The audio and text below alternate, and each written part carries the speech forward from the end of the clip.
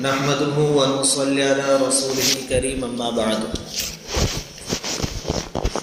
اعوذ بالله من الشيطان الرجيم بسم الله الرحمن الرحيم كل نفس ذائقة الموت ثم إلينا ترجعون وقال الله تبارك وتعالى في موضع آخر لقد كان لكم في رسول الله أسوة حسنة لمن كان يرجو الله واليوم الآخر وذكر الله كثيرا صدق اللہ العظیم۔ بزرگوں اور پیارے بھائیوں، اللہ رب العزت کا بہت بڑا انعام اور احسان ہے کہ اللہ نے ہم سب کو ایمان کی دولت سے نوازا ہے۔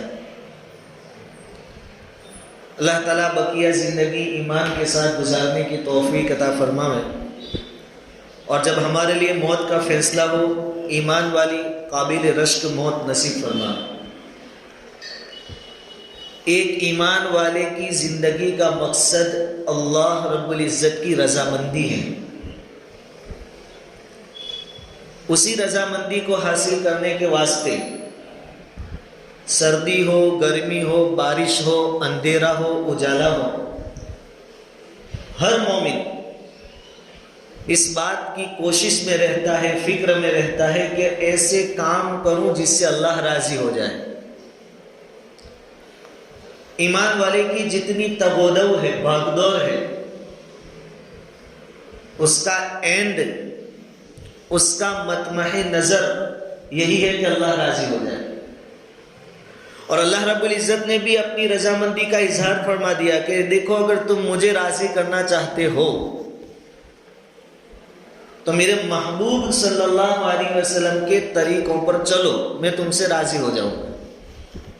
حضور کے طریقوں کو فالو کرو اور قربان جائیے نبی کریم صلی اللہ علیہ وسلم کی ذات اقدس پر کہ زندگی کے متعلق کوئی چیز ایسی نہیں چھوڑی جس کے بارے میں حضور نے ہدایت نہ دی۔ حتیٰ کہ آپ بیت الخلا یعنی ٹوائلٹ بھی جاتے ہیں تو وہاں کے بارے میں بھی رہبری حضور کی موجود ہے۔ آپ کیسے بیٹھیں گے، کیسے جائیں گے، کیسے نکلیں گے، اور یہ صرف اسلام ہی کی خوبی ہے۔ کسی اور مذہب میں یہ ڈائریکشن آپ کو نہیں ملے گا۔ تو زندگی کے ہر شعبے کے بارے میں حضور نے ہماری رہبری کی ہے، ہدایتیں دی ہے کیسے کرنا ہے۔ اس میں سے ایک موقع ایسا ہے جو ہر ایک کے گھروں میں آتا ہے، اور وہ ہے موت کا موقع۔ ہر گھر میں کسی نہ کسی کی موت ہوتی ہے، ہر گھر سے جنازے نکلتے ہیں۔ تو آج ہم یہ معلوم کریں گے کہ موت کے وقت حضور کی ہدایت کیا ہے۔ مرنے والا تو مر گیا، اس کو تو اس کے اعمال کام آئیں گے، اس کا ایمان کام آئے گا، لیکن جو زندہ ہے، وہ گھر والے ہیں، ان کو کیا کرنا ہے؟ اس میں کیا ہوتا ہے کہ یا تو علم نہ ہونے کی وجہ سے، جہالت کی بنیاد پر، یا چونکہ ہمارا رہن سہن اٹھنا بیٹھنا غیروں کے ساتھ ہے تو ان کی دیکھا دیکھی، ہم بہت ساری چیزیں ثواب کا کام سمجھ کر گزرتے ہیں، لیکن وہ ہوتی ہے شریعت کے خلاف، سنت کے خلاف۔ اس لیے چھوٹی چھوٹی جو باتیں ہیں اس کی طرف دھیان دینے کی بہت ضرورت ہے۔ جب ہم کام کر ہی رہے ہیں تو کیوں نہ ہم اس کام کو سنت کے مطابق کرنے والے بنیں۔ کچھ چھوٹی موٹی باتیں۔ سب سے پہلی چیز کہ جس شخص کے بارے میں ہمیں یہ گمان ہو کہ اس کا یہ آخری وقت ہے، جس کو نزا کا وقت کہتے ہیں، سکرات کا وقت کہتے ہیں، اس کی کچھ نشانیاں ہیں۔ پیروں کا ٹھنڈا ہو جانا، ناک کا ٹیڑھا ہونا، پیشانی پر پسینہ آ جانا، ایسی کچھ نشانیاں ظاہر ہونے لگے تو سب سے پہلے زندہ جو لوگ ہیں وہ یہ کام کریں گے کہ اس کا چہرہ قبلے کی طرف کرنے کی فکر کریں، اس سے اس کی روح کے نکلنے میں آسانی ہوگی۔ اس کا چہرہ قبلے کی طرف کرنے میں دو شکلیں، ایک تو اس کو سیدھی کروٹ پر لٹا دے، قبلے کی طرف منہ کر کے، جیسے کہ ہم لوگ روزانہ سوتے ہیں، داہنی کروٹ اور منہ ہمارا قبلے کی طرف، ایسا کر دے۔ اگر ایسا ممکن نہیں ہے یا تکلیف ہے تو پھر کم سے کم یہ شکل اختیار کرے کہ مرنے والے کے پیروں کو قبلے کی طرف کر دے اور اس کا چہرہ تھوڑا اٹھا کر اس کے نیچے تکیہ وغیرہ رکھ دے تاکہ اس کا چہرہ کسی درجے میں قبلے کی طرف ہو جائے. یہ پہلا کرنے کا کام ہے. اور اگر اس کا موقع نہ ملے تو پھر جدھر سہولت ہو ادھر کے پیر کر کے میت کو لٹا دے. تو ایک چیز مرنے والے کا چہرہ قبلے کی طرف کرنا. دوسری چیز جو زندہ لوگوں کو اس وقت کرنی ہے اور بہت بڑی چیز ہے جس کی طرف ہمارا دھیان نہیں ہوتا، جب نزع کی حالت ہو تو اس روم کے اندر سے، اس کمرے کے اندر سے ایسی تمام چیزیں دور کر دی جائے جس سے اللہ کی رحمت نازل نہیں ہوتی، اللہ کی رحمت کے اترنے میں رکاوٹ بنتی ہے. اور چونکہ موت کے لیے فرشتے آئیں گے، اللہ کی نورانی مخلوق، اگر اس روم کے اندر تصویر ہے تو فرشتوں کو تکلیف ہوگی. فرشتوں کو تکلیف ہوگی تو اس مرنے والی کی روح نکلنے میں بھی تکلیف ہوگی.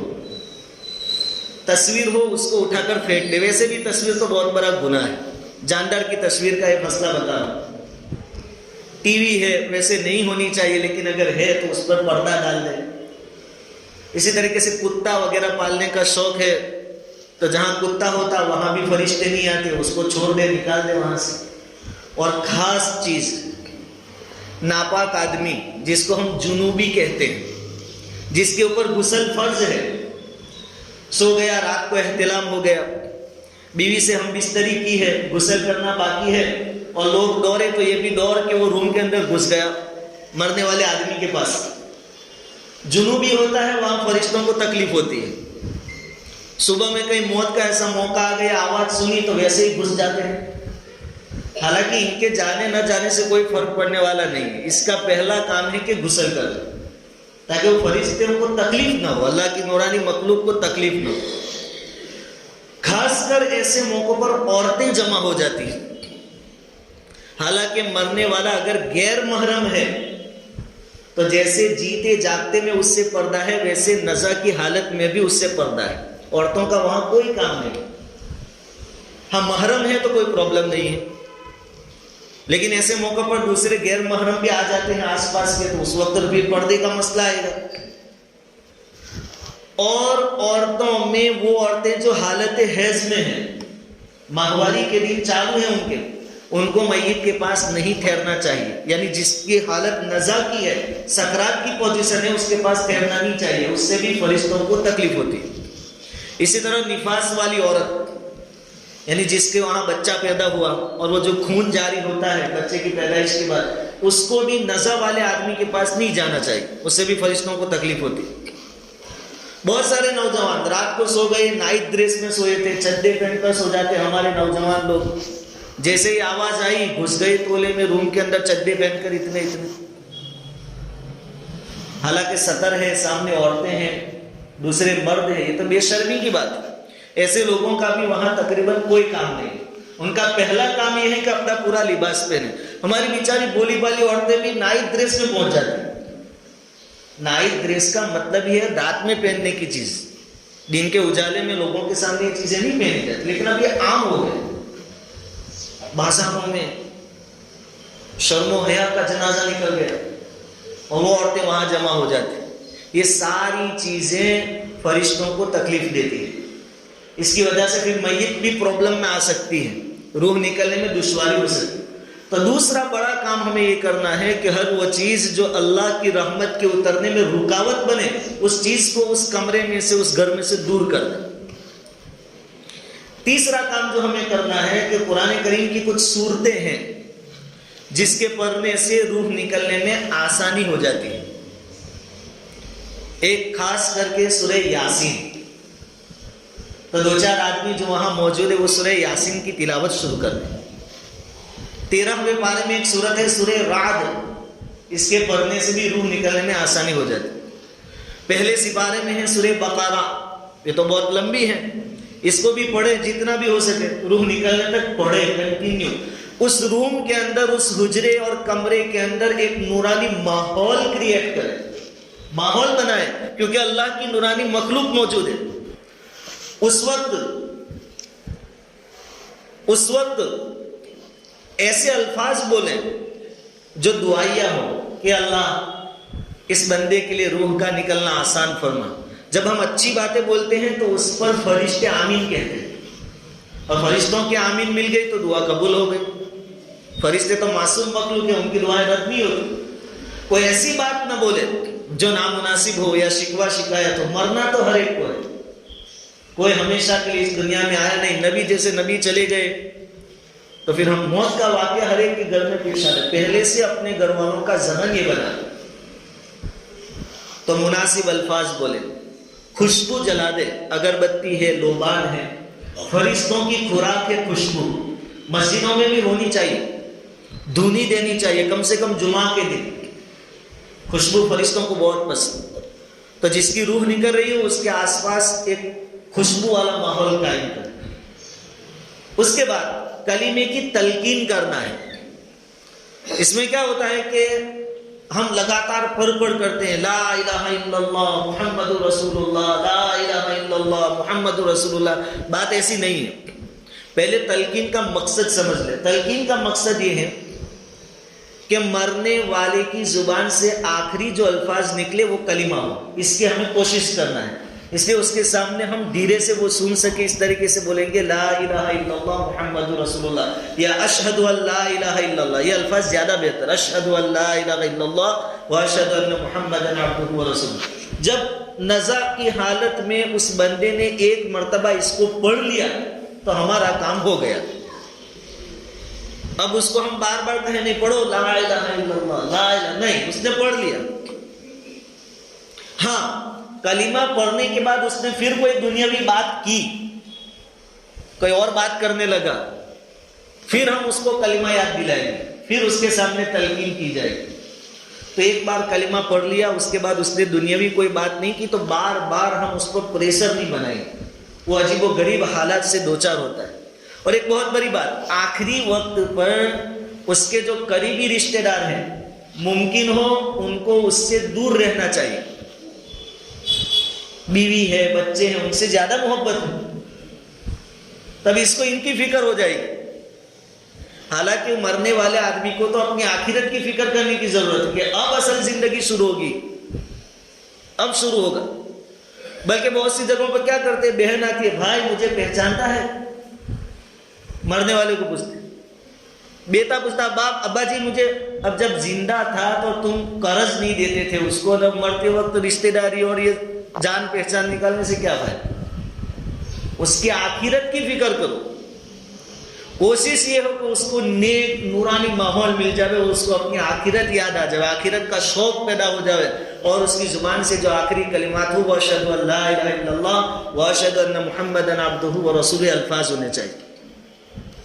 اس کے بعد جب کلمے کے ساتھ اس کی روح نکل گئی تو اس پر بھی اللہ کا شکر ادا کرنا چاہیے کہ حضور کا ایک امتی کلمے کے ساتھ دنیا سے رخصت ہوا. اور ایسے موقعوں پر اپنے لیے خود کے لیے دعا کر لینی چاہیے کہ اللہ اس کا امتحان پورا ہوا. کیونکہ اصل اعتبار خاتمے کا ہوتا ہے. زندگی کیسی بھی ہو خاتمہ کیسا ہے وہ دیکھا جاتا ہے. یہ کلمے کے ساتھ گیا، اسی وقت ہم اپنے لیے دعا کریں کہ اللہ یہ کلمے کے ساتھ جیسے گیا ویسے جب ہماری باری آوے ہمیں بھی کلمے کے ساتھ رخصتی نصیب کرنا. اور جب اس کا انتقال ہو گیا اس کے بعد کچھ کام کرنے ہیں. سب سے پہلے گھر والے جو ہیں اس کے رشتہ دار قریبی ان کو تو صبر سے کام لینا ہے. مرنا ہر ایک کو ہے. ایسے وقت میں غم ہو، آنکھوں سے آنسو جاری ہو، کوئی پرابلم نہیں، یہ تو ہماری فطرت ہے. حضور صلی اللہ علیہ وسلم کے صاحبزادے حضرت ابراہیم رضی اللہ تعالیٰ عنہ کا انتقال ہوا، حضور کی آنکھوں سے آنسو بہ رہے، اس میں کوئی پرابلم نہیں. غم ہوتا ہے، صدمہ ہوتا ہے، آدمی کی آنکھوں سے آنسو بہے، لیکن اس کے ساتھ نامناسب الفاظ بولنا، ہائی واویلا کرنا، رونا، چلانا زور زور سے، خاص کر کے عورتوں کا ذہن بناوے. پوری دنیا کی عورتیں بھی جمع ہو کر روئے گی تو ابھی مردہ واپس آنے والا نہیں، اور ان کے اس رونے سے مردے کو کوئی نفع ہونے والا نہیں. یہ تو گویا آپ اللہ سے شکایت کر رہے ہیں کہ تو نے غلط کر دیا، اس آدمی کو لے لیا. اللہ کے فیصلے سے ناراضگی کا اظہار. صبر سے کام لے. اور جس کو بھی خبر پہنچے انا للہ و انا الیہ راجعون پڑھنا ہے. اس سے ہماری آخرت کا بھی استحضار ہمارے سامنے ہو جائے گا کہ ہم اللہ ہی کے ہیں اور اللہ ہی کی طرف ہمیں جانا ہے.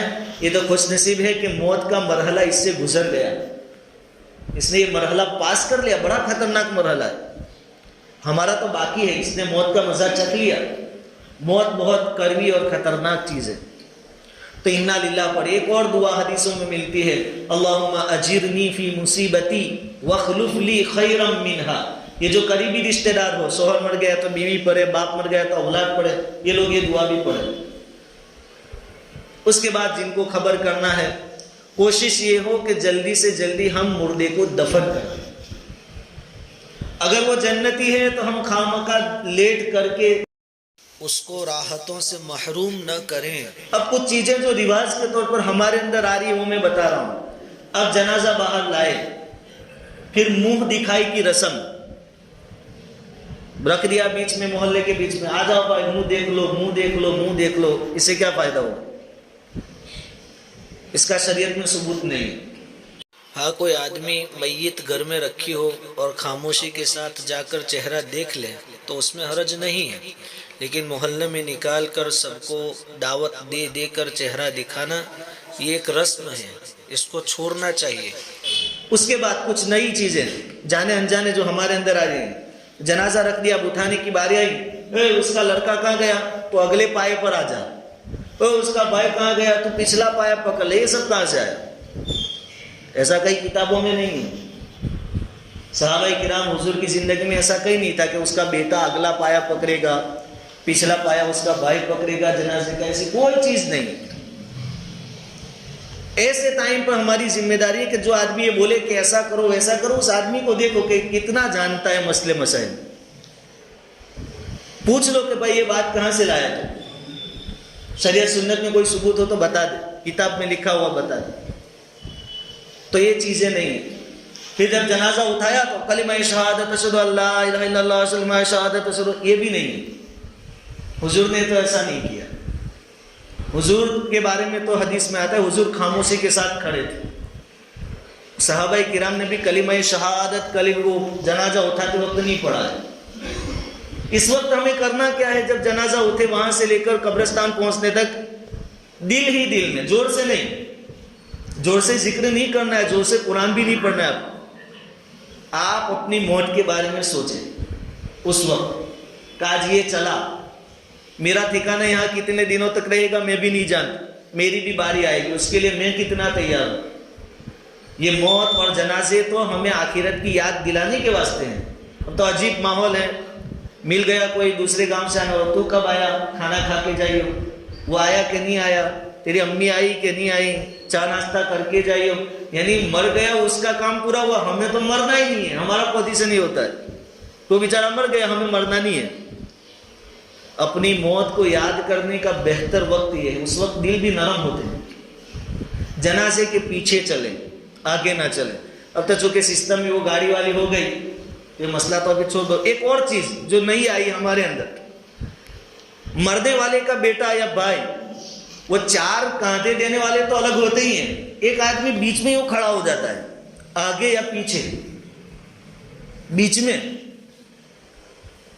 یہ کوئی ارتھی نہیں اٹھا رہے ہیں, یہ تو مسلمان کا جنازہ ہے, وہ چار آدمی ہی اٹھائیں گے. اس کو بیٹا ہے تو کیا ہوگا, باپ مر گیا تو کیا ہوا. یہ ارتھی کی ٹائپ, ارتھی کی اسٹائل ہمارے یہاں نہیں ہوتی کہ بیٹا بیچ میں یوں کر کے چلے. یہ تو غیروں کے طریقے, ہمارے طریقے نہیں. اس کے بعد قبرستان جب پہنچے, نماز سے فارغ ہو جائے, دفن ودھی میں جہاں تک اسے کہ حاضری رہے, اس سے ڈبل ثواب ملتا ہے. جنازے کی نماز پڑھ کے چلے آنے والوں کو 1 قرات یعنی احد پہاڑ کے برابر ثواب, اور جو تدفین میں رہا اس کے لیے 2 قرات ثواب. ایک چیز قبر کے اوپر کی, بھائی آپ مٹی ڈال رہے ہیں تو کہا کہ 2 پیروں کے بیچ میں سے مت ڈالیے. یہ بھی ایک نئی چیز ہے. اس مٹی کا اتنا احترام کہ آپ 2 پیروں کے بیچ میں سے مت ڈالیے, ایسی کوئی بات نہیں. 2 پیروں سے آپ بیچ میں سے بلکہ ڈالنا چاہیے, تاکہ وہ جو غیر سمجھ ہمارے اندر پیدا ہوئی وہ نکل جائے.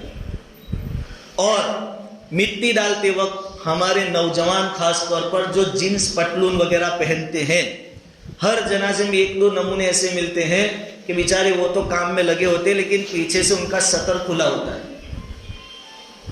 पतलून उनकी अद्धर होती है, उनका सतर खुला होता है और पूरा मजमा देखता है, सबको गुनहगार बना रहा है।